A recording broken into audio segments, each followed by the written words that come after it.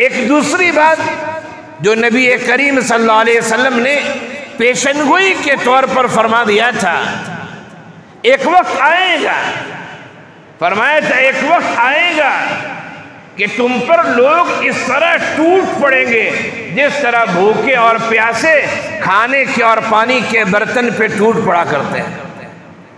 فرمایا ایک وقت ایسا آئے گا تم پر لوگ اس طرح ٹوٹ پڑتے جس طرح بھوکا بھیڑیا ہو اور وہ بکری پر ٹوٹ پڑتا ہے، اس طرح ایک وقت آنے والا ہے۔ صحابہ کرام نے پوچھا اَوَمِنْ قِلَّةٍ يَوْمَئِذٍ یا رسول اللہ، اے اللہ کے رسول صلی اللہ علیہ وسلم، کیا اس دن ہماری تعداد کم ہوگی؟ کیا ہم لوگ کم ہوں گے کہ لوگ ہم پر اس طرح ٹوٹ پڑیں گے جس طرح بھوکا بھیڑیا بکری پر ٹوٹ پڑتا ہے، یا جس طرح بھوکے اور پیاسے کھانے اور پانی کے برتن پر ٹوٹ پڑتے ہیں؟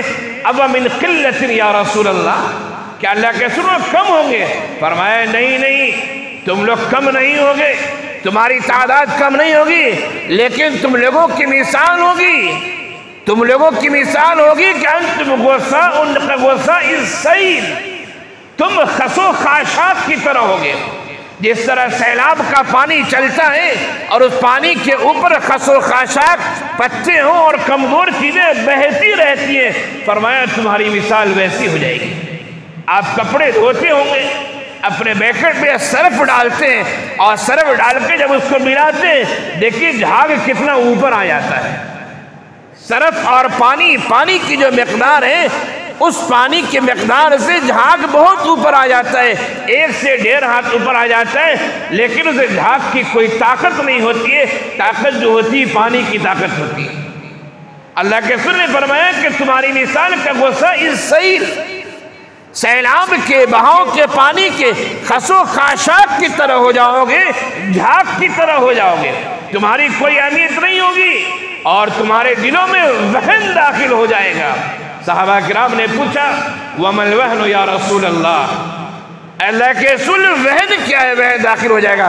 فرمایا حب الدنیا وکراہیت الموت، یہ یاد رکھنے کی چیز ہے۔ اللہ کے رسول صلی اللہ علیہ وسلم کا کلام جو صحیح روایت سے ثابت ہو چکا ہے، نبی کا کلام جھوٹا نہیں ہو سکتا ہے۔ ہماری چیزیں جھوٹی ہو سکتی ہیں، ہماری عقل غلطی کر سکتی ہے، ہماری نگاہیں خطا کر سکتی ہے، لیکن ہمارے آقا نے جو بات ارشاد فرما دی اور وہ بات صحیح راویوں کے ذریعے وہ بات ثابت ہو چکی ہے، وہ بات جھوٹی نہیں ہو سکتی ہے۔